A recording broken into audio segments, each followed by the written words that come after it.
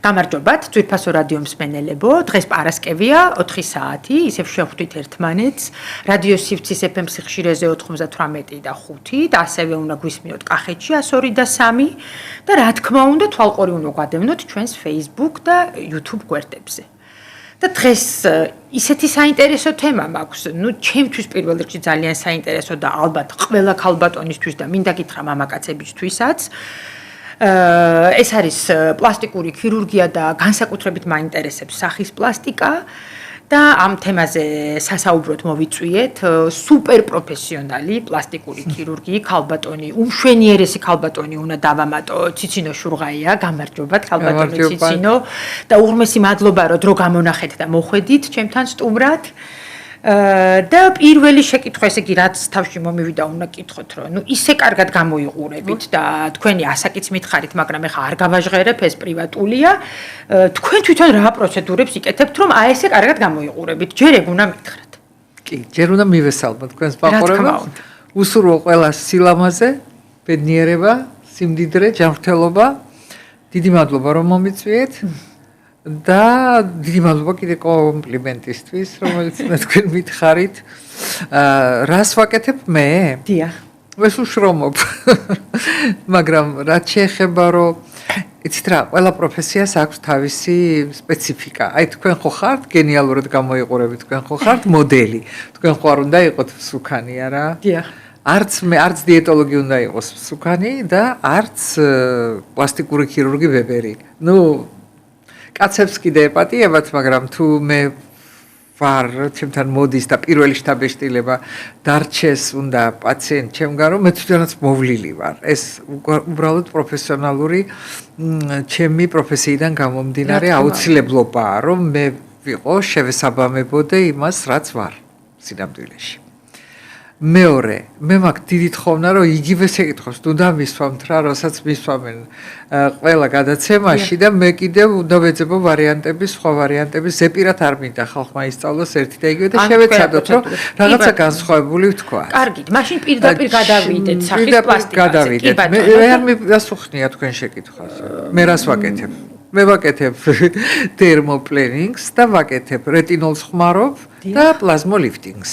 ეს დერმოპლენინგი იქნებ განგვიმარტოთ რა არის? დერმოპლენინგი ეს არის როგორც ყველაფერს ჭირდება გასუფთავება, ჩვენი სახის კანსაც ორ კვირაში ერთხელ ჭირდება მკვდარი უჯრედების მოცილება. ეს არის აუცილებელი. ამისთვის უამრავი საშუალებები არსებობს. არსებობს უამრავი პილინგები. დღეს სიმღერა ინდუსტრიაა, რომ სულ ახალ-ახალ პილინგებს გვთავაზობენ. ახლა ამას ძალიან დიდი ცოდნა უნდა დერმატოკოსმეტოლოგიის ხრით თქვა, როგორ სახეზე როგორი პილინგი შეარჩიოს.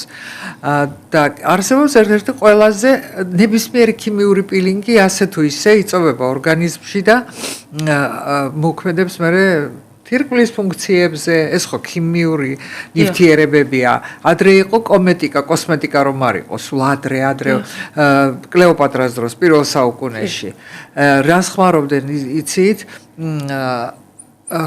ვინაც ეხლა მეტალს რომელიც ყვითელია თქვა და თმას იმით იღებენ და აზრზე არ იყვნენ რომ ეს შეიძლება მავნე იყოს თმისაც ვისაც ყველაფრისთვის მაგრამ მე ხო უკვე შემოვიდა ეს კოსმეტოლოგია და დღეისათვის ყველა იმას ცდილობს რომ თავისი შემოთავაზებული პროდუქტი არ იყოს მავნე ორგანიზმისთვის ესე რომ არც ერთი პილინგი არ გავიკეთოთ დერმოპლენინგი ეს არის გადასარევი პროცედურაა რეტინოლი ახსენეთ, რეტინოლს როგორ ხმარობთ? რეტინოლს ჩვეულებრივად როგორც სხემის მიხედვით დაბალი პროცენტი ღამე ყოველთვის რეტინოლი დემაკიაჟი და რეტინოლის წასმა მეორე დღეს თავარია მზე არ მოხვდეთ, თორემ იქნება რომ წარმოიქმნება ამ თქვენ ამ სუფთა რეტინოლს ხმარობთ არა კრემებში გარეულს. კრემებიანიც მაქვს, მაგრამ მეშინია დღე რო წაისვა რა ეს კრემები. მაშინ შეიძლება გაგიჩნდეს ისევე პიგმენტური ლაქები. ამიტომ დღე ხმარობ სხვა კრემს რაღაცას და რას იცით?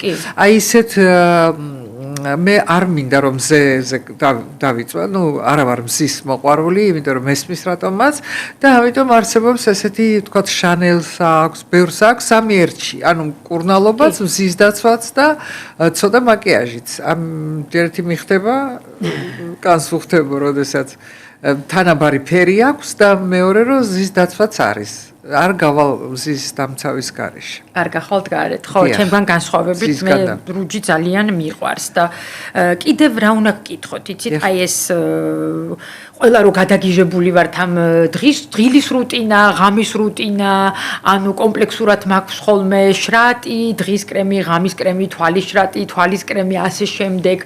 აი მაგაზე რას მთელი დღე ამ რუტინას ასრულებთ? დილით ვასრულებ და საღამოს ვასრულებ. მე ხო გძინავს იმით რომ შენი ვალი მოვიხადე და ისეთი ძალიან მიყვარს ეს მრავალფეროვანი ლამაზი პლაცებაა რომ შენ გააკეთე ის რაც და თუ შენ თავის თავს დარწმუნებ რომ ეს ყველაფერი გიშველის მართლა გიშველის. თორე ისე რომ მითხრა ისე ხა ზედმეტია ბევრი რამე ხა ყველა რეკლამას რო ჩვენ ყური დაუგდოთ და ყველაფერი გავაკეთოთ ყველა ყიდის თავის პროდუქტს გაიგეთ და ამიტომ ახლა ყველაფერი საჭირო არ არის ზედმეტი რაღაცები საჭირო არ არის ზოგჯერ ჯობია რომ მე ძალიან ხშირად მომიშორებია ყველაფერი და დამეძინია ისე რომ ისუთქოს კანმა თავისთვის თვითონ რა ჭირდება იმას აიღებს ორგანიზმიდან ყველაფერი საჭირო არ არის რასაც გვეუბნებია გასაგებია ყველაფერი დიახ ეხა მინდა კითხოთ უკვე სახის პლასტიკაზე, იმიტომ რომ რაღაცას უმესმის ხოლმე რაღაცნაირად ეს ესეთი გამოთქმები ქვედა სახის პლასტიკა, ზედა სახის პლასტიკა, მთლიანი პლასტიკა, ეს რას ნიშნავს? როგორ აკეთებთ ამ ლიფტინგს? ხო, ზოგჯერ მოდიან ხალხი და გეუბნება რომ ღაბაბი მომაშორე მარტო. მეტი არაფერი არ მინდა. მე კიდევ ვეუბნები, აი ვიღებ ჩემი დასასრულს, აი აქ მომაშორე, დავამოკლოთ ეს სახელო, მაგრამ აი აქ მოვქაჩოთ მარტო. ამას რა უყოთ აქ რო ნაოჭდება. ანუ მე ვარ ქირურგი, ბევრი ქირურგია ესეთი მსოფლიოში, რომელიც წინააღმდეგია სექტორალური სახის დაჭიმვის. ანუ როგორც სახელო უნდა იყოს თანაბრად გამოჭრილი, რომ სწორად მეეკეროს, ასევე თუ წევს სახეს მაღლა და ამას ახლა ასე ქვია face lifting, lifti აწევა. თუ წევთ, უნდა ავწევთ ყველა ნაწილი, რატომ? იმიტომ რომ ადამიანის თავარი მოთხოვნილებაა პაციენტის, რომ შემენარჩუნე ჩემი თავი მოთხოვნა კი არა, შენთვისაც, აი ვინც ნახავს შენ პაციენტს, აცდენილი არ უნდა იყოს, ახლა არ უნდა იყოს გაჭიმული ქვედა ზონა, ანუ ყველა ზონა ერთმანეთში ჰარმონიაში უნდა იყოს და სახის ჰორმონიზაცია ქვია ამას. და სახის ჰორმონიზაცია არ მოხდება თუ რომელიმე ნაწილს გაჭიმა. ერთადერთი გამონაკლისი ძალიან მოდაშია ხა ფოქსაისი და ზედა ნაწილის დაჭიმა შეიძლება, მაგრამ მაშინაც ვწოდავთ ჩვენ და რაში. მთელ ზედა ნაწილი, ქვედა ნაწილიც გარკვეულწილად იწევა და მთელი ეს ყველაფერი ეკიდება მარტო ზედა ნაწილზე და ნორმალური ფოქსაისი ხა ენდოსკოპიური მე არ მიყვარს. ნორმალური ფოქსაისი რო გააკეთო, უნდა ამოიღო ნაწილი კანის. ეს უფრო ნორმალურია და მე როდესაც მთელი ქვედა სახე რომელიც დაჭიმული არ იყო ამას სიმძიმით აწובה და გრავიტაცია არსებობს და საწერკალამი რო დაიჭირო ხელში მთელი დღე დამძიმდება ესე ცოტა შეიძლება ნაწიბურები წარმოიქმნას გაიწელოს ის ნაწიბური ამიტომ ჯობია რომ მთელი სახის აწევა მოხდეს მთლიანად ყველა სექტორში ზედა შუა ნაწილში და კიდევ სახე იყოფა სექტორად ზედა ნაწილი შუა და ქვედა ხო ასედაც შუა ესეც არის და ისეთი რაღაცა უნდა გაკეთოთ, ეს ცენტრი შუააწიო ზემოთ. არც ერთი მსმას პატიაშკა იყო ესეთი მსმას დაჭიმა, რომელიც აი ამ შუა ნაწილს არ წევდა ზემოთ და ეს ჩაბარდა წინა საუკუნეს. თუმცა ეხლაც ნახავთ რეკლამებში მსმას პლასტიკა, როგორ მეცინება, იცით? სასაცილოა. დღეს კეთდება space lifting-ი და არა smash lifting-ი. დიახ, გასაგებია და რა მაინტერესებს, აი რომელი ასაკიდან უნდა მიმართოთ, იმიტომ რომ ეს არის დაუძლეველი პრობლემა, მე როგორც ვხედავ და ნუ აი უკვე გამოკვეთილი ტოზის დროს უნდა მოგმართოთ თუ უკვე აი რა ვიცი. რანაირად არ უყვასფრე ამ შეკითხვას, ყველა ამას მეკითხა. სახე მიმაგრებულია, სახის ბილიქსოვილები მიმაგრებულია გარკვეული სვიასკებით, ანუ რა ქვია მაგას, სვიასკები არა, კავშირებით მიმაგრებულია სახის მაგარქსოვილებთან. ეს გრავიტაციის გავლენით სიბერიაში ყველაფერი დაბლა გვიჩვენებს, ყველა ის არის. ეს ისრებიც, ყველა დაბლა, რატომღაც დაბლა არის მიმართული ყველა ისრები. მანამ სანამ დაიწყება პროცესი აი ამ კავშირების გაცვეთისა, ანუ გაფუჭებისა, მანამდე უნდა მოვასწროთ სახის დაჭიმის გაკეთება. თორემ პრედმენოპაუზურ სიტუაციაში 40-ის მერე იქნება ისეთი სამი თვე, როდესაც ამ სამ თვეში თქვენი, როგორც ამბობს ბევრი პაციენტი, დადგაო სამი თვეშიო რატომღაცო, აი ზუსტად ამ პერიოდში 45-დან 50-მდე მახსოვსო, რომ დავემსგავსე მოხარშულ ვაშლსო, ჩემი სახეო. აი ის პერიოდი არ უნდა მოვიდეს, მანამდე უნდა მოვასწროთ. ზოგჯერ იყო 1000-ნაირი მე ლექციებს ვკითხულობდი და პირველი სახის დაჭრა 40 წლამდე უნდა გავაკეთოთ აუცილებლადო. წერდნენ. იმიტომ რომ მე იწყება პროცესები გარკვეული და ეს არ არისო სასიამოვნო. და ეს რამდენ წლიანი შედეგი აქვს? გააჩნია როგორია, ახო უყურეთ. არის 5 კატეგორია პაციენტების, რომელთანაც შედეგი შეიძლება არ გაგრძელდეს დიდხანს და ეს პაციენტები უნდა გაბრთხილდნენ იმასთან დაკავშირებით, რომ შეიძლება პირველი წლის განმავლობაში, ესე იგი 1 წელი გავა და შეიძლება დაჭირდეს მეორადი პატარა, გაცილებით პატარა ოპერაცია და რა კატეგორია ეს ხალხი. ეს ის ხალხია, რომელსაც დაიკლეს 20 კილოგრამი. შენ ვერ შეპირდები იმას, რომ შენი ოპერაციას ეფექტი ექნება და კანი იმასაც გააჩნია რა ასაკში. ახალგაზრდა ასაკში კიდევ შეიძლება, მაგრამ თქვენ იცით, რომ სუკანი ხალხი ხდება, ეხა გადარეულები არიან, ურატაში ვაშა, შემოვიდა მონჯარო და ჩვენ გავხდებით, ვერაფერ ბერს ვერ გავხდებით. უკანი ბრუნებენ იმ კილოგრამებს. არა, ეს უკანი ბრუნებენ ერთია, მაგრამ ამბობენ, რომ ესე იგი 20% მაქსიმუმ დაიკლო. თუ ხარ 100 კილო დაიკლებ 20-80 მაინც დარჩები, 80 საშინელება. და თუ კი ერთხელ ადამიანი გასუქდება, ვერასოდეს თავის ცხოვრებაში, ვერ ცელულიც მოიშორებს. სისულელია ეს ყველა რეკლამები, ვერ მოიშორებს სისულელს, ვერც იმას, რომ ექნება სტრიები, ექნება საშინელი ყველაფერი უნდა მოიჭრა, მაშინ, იმიტომ რომ 50 წლის ზემოთ კანის შეკუმშვა ელასტინები ნაკლებია, ლანგერჰასის უჯრედები ნაკლებია და კანის შეკუმშვის შანსიც ნაკლებია. ამიტომ ადამიანები, რომლებიც ikლებენ 20 კილოგრამს ვერ შევპირდებით ოპერაციის დიდი ხნით შედეგის გაგრძელებად. მე არიან პაციენტები, რომლებიც არიან ჰორმონალურ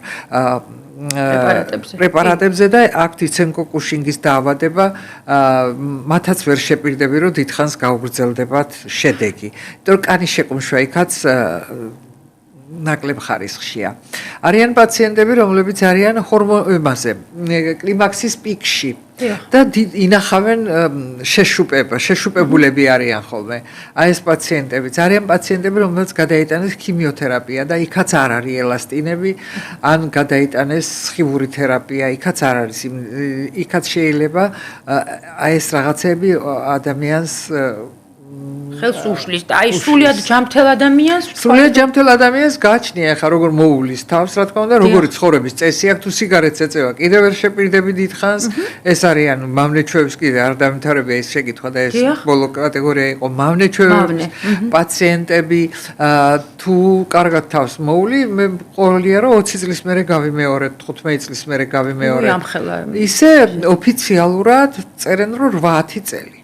გააჩნია ადამიანს რა მოთხოვნილებები აქვს თავისი პირადი გარგნობის მიმართ და როგორ უშვებს. ისე პირველი ოპერაციის მერე ყველა ხდება ექსპერტი. ყველა ამჩნევს იმას რა ჭირს, რა გაუსწორდა, იმას რასაც ვერ ხედავს პაციენტი ოპერაციამდე, ხედავს ოპერაციის შემდეგ. ამიტომ ჩვენ ვცდილობთ, რომ დოკუმენტალურად ფოტოგრაფია უკვე აღარ არის პრესტიჟული, უნდა გადავიღო ვიდეო. როგორი იყო, როგორ ამოძრავებდა თქვა თვალს, შეიძლება რაღაცა გითხრას, მე ამას ასე ვაკეთებდი და ეხა ვეღარ ვაკეთებ, ამიტომ ოპერაციამდე იურიდიულ დოკუმენტად ითვლება ვიდეო, რომელშიც ყველა მოძრაობების შესაძლებლობები აღწერილია და სადაც მისი ყველა ნაოჭი არის გადაღებული. დიახ. იცით რეაბილიტაციაც მაინტერესებს, საკმაოდ რთული აქვს თუ ისეთი? ეხლა როგორც ყველა ოპერაციას აქვს თავის ამ ოპერაციასაც გარკვეული რისკები აქვს განსაკუთრებით წეველებში. როდესაც ერთხელ საფრანგეთში ერთმა ქირურგმა თქვა, რომ მე მწეველებს ოპერაციას არ უკეთებ, ჩემმა მეგობარმა გადმომხედა და მეუბნება, თუ მწეველებს არ გაუკეთებ, ვის გაუკეთოთ აბაო. საქართველოც ესეთია, როგორც საფრანგეთი, იცით, იქ ყველა ეწევა აქ და მათ ამბობენ, რომ მწეველებს ორმაგი ფასი უნდა გადაახტევიოთ, იმიტომ რომ ორჯერ მეც დადიან. ანუ ხედავთ, რომ რეაბილიტაცია მათში ორჯერ უფრო გრძელია. რატო დადიან ორჯერ? იმიტომ რომ უჩნდებათ ეგრევე თქვა დამავისდა რომ წეველი იყო ოპერაციას რო უკეთებ. შეხვევაზე ეწევი, იმ წუთში ხვდები რა, უკვე იმდენი ოპერაცია მაქვს გაკეთებული, კი ვეწევი. ეს არის მწეველის ჩაქცევა. გრძნობ ამას, ეს არის მწეველის ნაწიბური, ეს არის მწეველის ფუფხი. სხვანაირია. სხვანაირი მიკროცირკულაცია აქვს.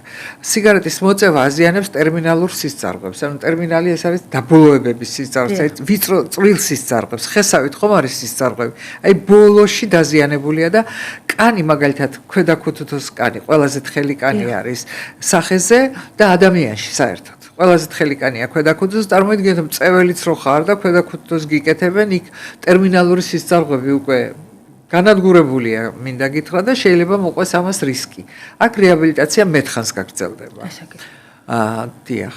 და თუ ადამიანი ნორმალურ ცხოვრების წესს ეწევა, რეაბილიტაცია უფრო ნაკლებია, მაგრამ ბერაზდროს ვერ იტყვი, ზუსტად 3 დღე, 4, 5, ეს არის ინდივიდუალური ყველაფერი. შეიძლება ინფექცია დაერთოს, ერთი მყავდა პაციენტი, რომელიც იყო მანიკიურებს უკეთებდა ხალხს და პედიკურებს. ხო და ადგა და ვიღაცას გაუქლიბა ფეხები და ის სოკოიანი ის წრილობაში არ იმუშავა, მე არ შემიძლია რომ არ ვიმუშაო, ქმარი მყავს ავადყოფი. ხო და იყო და მე შეიჭრა ინფექცია, იმიტომ რომ ჩხილის ნაკლებში საშინელი ინფექციაა. არსებობს კიდევ ეგეთი რაღაცა პათომიმია. ანუ პაციენტი სახში მიდის ოპერაციის შემდეგ და პატარა ფუფხი თუ წარმოგხდი, იმას აუცილებლად მოიცილებს. ანუ პათოლოგიური რაღაცეები ახასიათებს. პათომიმის და ექიმთან მოდის, რატო არ მეხორცდება? მექიმ ახوارიც ის სახში ადგა და ფუფხი რა გააკეთა. ამიტომ ძალიან რთულია ჩვენი პროფესია, იცით? ყველაფერს მიაწერენ ექიმს. ზოგ პაციენტს აქვს იმის მიდრეკილება, რომ წარმოქმნას ეგრეთ წოდებული კელოიდური ნაწიბური, მაგრამ კელოიდური ნაწიბური მე ჩემ ცხოვრებაში 3ჯერ, ნამდვილი კელოიდური 3-4ჯერ მაქვს ნანახი, ბევრჯერ არა. იშვიათობაა. უფრო ჰიპერტროფიული ნაწიბური შეიძლება წარმოიქმნას. ამას თავის მოვლა უნდა, რეაბილიტაციას ეს ძალიან აგრძელებს. ზოგჯერ თვალებს აკეთებ და რატომ ითვლება ყველაზე რთულ ოპერაციად ქვედა ქუთუთო, იმიტომ რომ შეიძლება კუნთიდან კუნთს ხოცოტას გაწევ და ამოიღებ თიაქარს. კუნთს ემართება ტრამვის მიღების შედეგად ემართება მექსიკური ფილმი. ანუ რეტროგრადული ამნეზია. დავიწყდება როგორ დაიხუჭოს, გაიგეთ? აი რო ტრამვა მიიღო და თავისებურად ტრამვა მიიღო და აი მონო ამ კუნთმა დაივიწყა მუშაობის როგორ უნდა იმუშაოს. ამიტომ ჩვენ ვიყენებთ სტიმულატორებს, რომელიც ახსენებს ამას და 1-2 პროცედურის შემდეგ ისევ თვალი დგება თავის ნორმაში. ამ რეაბილიტაცია რთული საკითხია. ყველას ინდივიდუალურად და მთავარია ადამიანი თვითონ იმ ინტელექტით იყოს შემკობილი, ანუ ის ინტელექტი ქონდეს, რომ იყოს ყველაფრისთვის მზად. ხო, რისკია ოპერაცია, კი არა სახლიდან გასვლა და დაბრუნება რისკი. რაც არ უნდა მოხდეს, ექიმა უნდა მიხედოს ამ სიტუაციას, არ დაჭირდეს სხვა ექიმის მოძებნა, ეს პირველი. და ნერვიც რო გადაუჭრას, ხო? ხდება ეგეთი გართულებაც. და ამ შენთან პაციენტი იყოს ინტელექტუალური და იყოს მზად შენთან თანამშრომლობაზე. რომ ერთად ზოგი ისეთია ინტრიგანი, რომ ეს რა არის მესამე დღეს, მეოთხე დღეს ერთი გამოვიდა ტელევიზორში ჩემი გაკეთებ, თვალს ვერ ხუჭაო. დამამახინჯესო. 7 დღე თვალს როგორ დახუჭა, ხა თუ ხიწვი რო შეგერჭოს, ვერ იმხმარი მთიც. არ ვიცი, მე ნანახი მაქვს თქვენი გაკეთებული სახის პლასტიკა და ეხა ვერ ვიტყვი ვიზა, ეხა ეს პრივატულია, რა ვიცი, ყველა იდეალურია. დიდი მადლობა, დიდი მადლობა. ნამდვილად თან ბევრი მყავს ნანახი. მადლობთ. ეს არის ჩემი ყველაზე დიდი სიამოვნება, რაც ახლა ამ წუთში მივიღე. ასაბობთ. იცით რა მაინტერესებს კიდევ, მამაკაცებიც თუ გაკითხავენ? ძალიან ხშირად, даже საქართველოს. რა ტიპის ოპერაციები უნდათ უფრო? მამაკაცებს უნდათ იგივე ოპერაციები, რაც უნდათ ქალებს. ჩათვლით გიგანტომასტიისა. ოღონდ გიგანტომასტია შეიძლება, იცით რა, გაზრდილი მკერდი. დიახ. ხო, ეს შეიძლება სამვარიანტი იყოს გიგანტომასტიის, ეს იყოს ჯირკვლების სარძევე კონდეს მამაკაცს, შეიძლება უბრალოდ ცხიმი კონდეს და შეიძლება ორივე ერთად კონდეს. და მკურნალობა შესაბამისია, თუ მარტო ცხიმი აქვს, ცხიმის ლიპოსაქცია ეკეთება, თუ არის ჯირკვალი, ჯირკვლის ამოღება კეთდება და თუ არის კომბინირებული მეთოდით კეთდება. სახის დაჭიმები ზუსტად ესევე უკეთდებათ მამაკაცებს, თქვათ გექნებათ ჩემზე გადაცემები ნანახისაც კაცს უკეთებ მე. მალახოვის გადაცემაში დალინსკი იყო, რომელსაც ისე კარგად ყვება.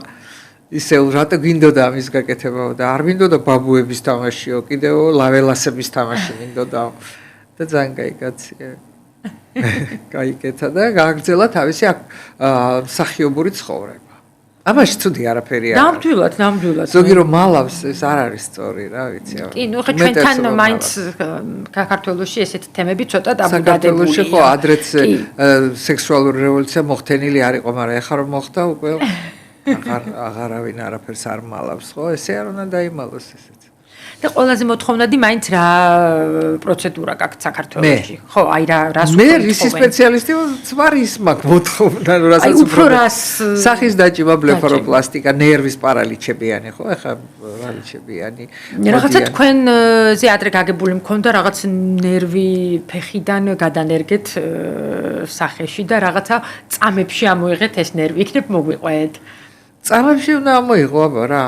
ნუ ხო, ფეხიდან გჭირდება ეს ვიდეო იყო ჩემ ასპირანტმა გადაიღო და 3 წუთში ეს ალბათ ნახეთ, ხო? კი. ხო, ძალიან ჩქარა ვაკეთებ მე ამას და ხა იცით რა არის პაციენტს ძინავს ნარკოზის ქვეშ. დიახ. ხო, და ეხლა რა გამახსენდა იცით?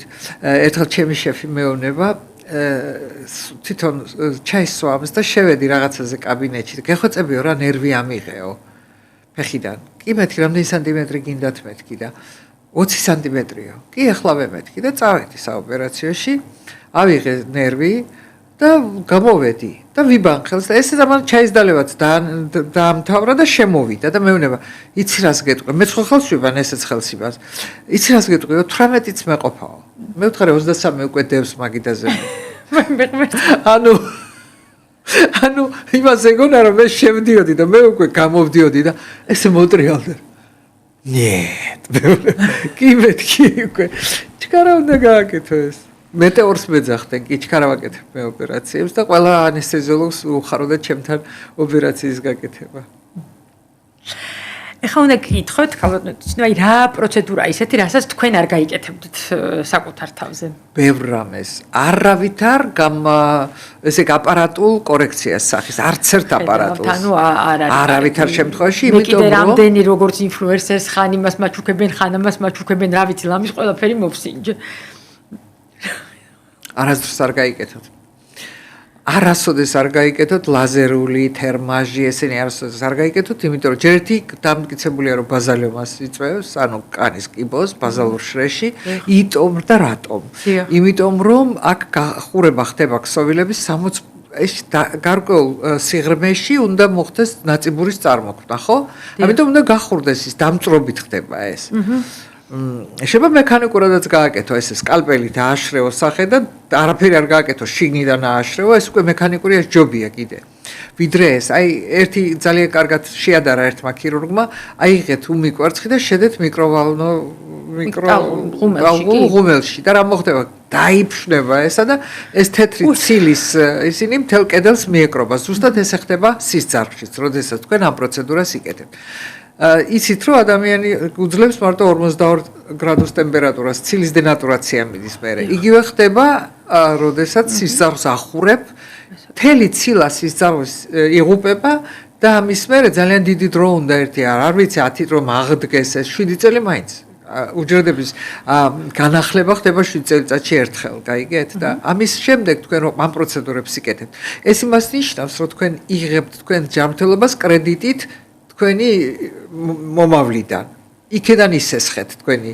ახალგაზრდობა მე ის ყველაფერი ორმაგად უკან დაგიბრუნდებათ სიბერე მოვა უცებ უფრო ჩქარა იმიტომ რომ სისწრაფები არაფრად არ ვარ ამ პროცედურების შემდეგ მე ამას არასოდეს არ გავიკეთებ არ გაიკეთებ არასოდეს კიდევ მინდა აი გაიხსენოთ ყველაზე უცნაური მოთხოვნა რა გქონდათ პაციენტისგან ხო ახლა რაღაცა სხვა უნდა გავიხსენოთ იმიტომ რომ ყოველთვის მეკითხებიან ამას და ხო, მოვიდა ერთი ქალბატონი და მეუბნება რომ მეუბერდებიო და ძალიან მემსგავსებიო დედას. და ჩემ დედას ვერ ვიტანო ორგანულად. და ძალიან გთხოვ, მარტო კი არ გამახალგაზრდავო, გადამაკეთე კიდეც, რომ აი სარკეში რომ დედა ჩემს არ ხედავდეო, აი ვერ ვიტან დედა ჩემს. ეხლა უცნაური იყო ეს დედას როგორ ვერ უნდა იტანდე. ვაიმე, მართლაც რა უცნაურია. ხო, უცნაურია. აი რა შეკითხვა გაღიზიანებთ აი პაციენტი რო გისვამთ ყველაზე ძალიან თვალებს დამხუჭავ ოპერაციის მერე თმები დამრჩება მხედველობა ხომ არ დამაკლდება ოპერაციის მერე და რაღაცეები, აი ექიმო სკრიპკას დაუკრავ ოპერაციის მერე, სკრიპკაზე ვიტკიო, ვაიმე რა ფერო კაცო, ოპერაციამდე არ უკრავდიო და რაღაცა უცნაურები შეგიკითხებიან რა. აი ეს მოდური ტენდენციები რო არის ხოლმე, აი ესეთი ტრენდები შეიცვალა თუ ესე უმკვნევლოდ ჩაივლის ხოლმე ამ ქირურგიაში. ეხლა მთავარი რა არის, იცი? სარკეში ხედავდა იმას, რაც შენ მოგწონს. ზოგიერთ ადამიანს ფრიკები ეწოდებათ ამათ, ხო? მოწონთ ძალიან რაღაცა გამოირჩევა უნდათ სხვა ადამიანებისგან და როდესაც სილამაზით ვერ გამოირჩევა, იმახინჯებს თავს. და ესეთებიც არიან, ხო? კი, რა თქმა უნდა, ყველა გადაცემაში მოყავდათ ერთი გოგო, საიდან დაიწყო და რით დაამთავრა, ბოლოს რქები დაიდგა. ყურები ასე ქონდა გახრეტილი და გახრეტილი კი არა, ამხელა რგოლები. ბოლო გადაცემაში მოვიდა როგორც ზანგი, ანუ ფერი შეიღება და ვითომ ზანგი გახდა და ამითი ის ღებულობდა სიამოვნებას, რომ ეძახიან გადაცემებში და გახდა ცნობილი. ამ დროს ძალიან კარგი გოგო იყო მანამდე. და რა შემეკითხეთ კიდე მავიწყდა. აი, რამდენად საშიშია ეს? საშიშია არის, ყველაფერი საშიშია. თქვენ ახლა შეგიძლიათ რაღაცა მიხვიდეთ ძალიან რესტორანში რამე შეჭამოთ და საშიშია რომ მოიწამლოთ და ყველაფერი საშიშია ამ ქვეყანაზე დღეს. და აი სოციალურ ქსელებში განსაკუთრებით სოციალურ ქსელებში საშიშია, ახლა მე გეტყვით რა არის საშიში. ყველა რო ერთმანეთს გავს. სოციალურ ქსელებში საშიშია ის, რომ ახალგაზრდა ექიმები, რომელიც ჯერ დაჟე ექიმებიც არ არიან, რაღაცას წაიკითხავენ იქ ვიღაცის გამოკვლევებს და შენ შემოგთავაზებ, იცით ეს როგორ უნდა მოვარჩინოთ? აი ასე. სინამდვილეში მეორე დღეს თვითონაც არ ახსოვს და პირდაპირ ეთერში და ისეთი ჭკვიანი შტაბისრიება სტოვებს, რომ ქართველი ხალხი აიტაცებს ამას დედა რაჭკვიანი ექიმია. ღმერთო რაჭკვიანი ერთი ადექით და ამ ექიმს დაუსვით პირდაპირ ეთერში რაიმე შეკითხვებია. თუ რამეს უპასუხებს. მაგრამ რადგანაც სოციალურ ქსელებში მისაწვდომია ეს ბანერები მისაწვდომია, ამას კონტროლი არ აქვს, ძალიან ბევრი ხალხი შედის ღრმა შეცდომაში, რომ თქვა ისე კარგად მოგაწოდებენ, იმიტომ რომ ხო იცით, უნდა მოგიყვეთ რა, ბუკინგემის სასახლეში ვიყავით და ჩვენ ახლა გიჩვენებთ უნიკალურ ეგზოტიკურ ფრინველებს და რას? ბატები. ამ ბატების მე სოფელში მეშინოდა, იქ დამზდებდნენ, გველივით სისინებდნენ. მაგრამ ისე მოგვიტანეს რომ მეთქი ახლა რაღაცას ვნახავ ისეც რომელიც ცხოვრებაში არ მინახავს. ეს არის მარკეტინგური სვლა. რომ შენ რაღაცას გაჩვენებენ, გაიგე? რომ აი ეს როგორია, აი ეს პრეპარატი ასეთია, ეს წამში აქრობს იმას, ცელულით მკურნალობთ, მასაჟი არის კარგი. დედა რა საშინელებაა ხალხო. ყველაფერს არ დაუჯეროთ რა, არ არის სწორი. აი თქვენ და დღეისათვის მოდაშია, ხო, იმიტომ რომ შეკითხვა ამახსენდა ხა თქვენი, პერსონალიზაცია. დიახ. ანუ თუ კი ადრე ერთი ქირურგი ერთ ოპერაციას ყველას უკეთებდა ერთნაირად, ეხლა უნდა შეარჩიოს, თქვა დიდ სახეზე არ უნდა გააკეთო პატარა. ცხვირი ყოველთვის მიწევს ერთაიგივეს გამეორება და რომ ბუნებრივობა არ დავკარგოთ. ხო, რა თქმა უნდა, არ იქნება ეს ჰარმონია. თავარია ჰარმონია და იმასე ვთქვი, რომ სარკეში რო ჩაიხედა შენი თავი რომ მოგწონს, ამას დიდ ბედნიერება არაფერი არ არის. მე თუ მაგალითად ვარ მსუქნად და ვთქვა 70 კილო ვარ, უკვე ჩემი თავი არ მომწონს, ეხლა უფრო მომწონს. ეს מחალისებს მე 64 კილო ვარ ამ წუთში და ეს מחალისებს რომ გამხდარი ვარ მე და ჩემთვის ეს ძალიან სტიმულს მაძლევს ხო იმიტომ რომ არასდროს არ უნდა ჭამო ეს რაც მივატოვე მე ძალიან კარგი გავაკეთე ჯანმრთელობითაც უკეთესად გწნობ თავს მაშინ რომ შემეკითხეთ შენ რას აკეთებო არავითარ შემთხვევაში არ შევჭამ ტკბილს არ შევჭამ ნამცხვარს ნაყინს არავითარ შემთხვევაში არ შევჭამ ხაჭაპურს მით უმეტეს აჩმას და რაღაცებს იმიყვარს ყველაფერი და იცით რა მომიყვა ჩემ გოგო კანადაში ცხოვრობს და ქართული რესტორანი გახსნა ამათ უყვართ ქართული სუფრა და მე უთხარიო ჩემს მეგობარს იცით ქართული რესტორანი გახსნეს ძალიან კარგი საჭმელებია და წადით და მეორე დღეს ველოდები ეხა რომ შემაქებს ეს მე და მეტყვის უხრა გემრიელი იყო მეორე დღეს მოდის ძალიან გაბრაზებული და მეუბნებაო სად გაგვიშვით ამ უნდა რატო ჯერდი რაც მოგვიტანესო რაღაც მხალეული ყველა მარილიანი იყო ვის აქვს უფლება საზღვარგარეთ რომ შენ მარილიანი საჭმელი მოგიტანოს რატომ დევს მარილი და რომ დაიმატო შენ თუ გინდა მაგრამ ჩვენთან ასე არ ხდება, ყველაფერი მარილიანია. მართალი. მეორე იყო კარაქი იყო, ეს აჩმაუჭამიათ ეთყობა. იქ იყო კარაქიცო, პურიცო და პურზე კიდე კარაქი იყო რა და რა ამბავია, ამდენი რაღაცეებიო.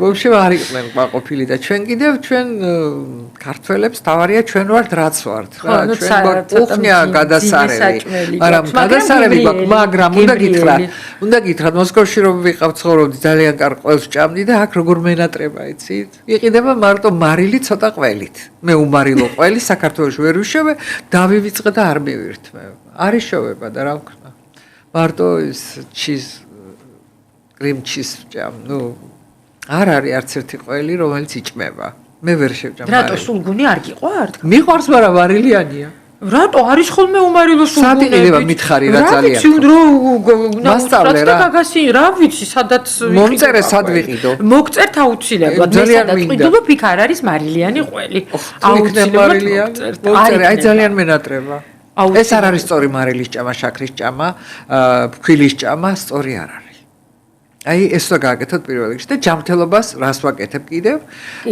თქვი და ისე მიწევს გამეორება მე ვიცი რამდენი მაქვს შაქარი სისხლში რამდენი მაქვს ხოლესტერინი რამდენი მაქვს წელის ზომა რამდენი ვიწონი რამდენი მაქვს წნევა ეს ყოველთვის უნდა იცოდე გომოცისტეინი ძალიან ესეთი იმებს რომ არ მოგივიდეს ინსულტი იმიტომ რომ ინსულტს ჯობია კიბოდა გემართოს მართალი გითხრათ საშინელი დაავადებაა და ყველანი აი ამას წინათ ჩემთან გოგო მოვიდა 32 წლის რომელსაც ინსულტი ჰქონდა გადატანილი. რატო შვილო მეთქი რა დაგემართა 32 წლის ასაკში. გულის ბანკი მქონდაო და არავინ არ მითხრაო და აი გულის ბანკმა გამოიწვია ეს DMPP ანუ ესეთი ბანკი ჰქონდა და გამოიწვია თრომბის წარმოქმნა რომელიც გამოიწვია ინსულტი.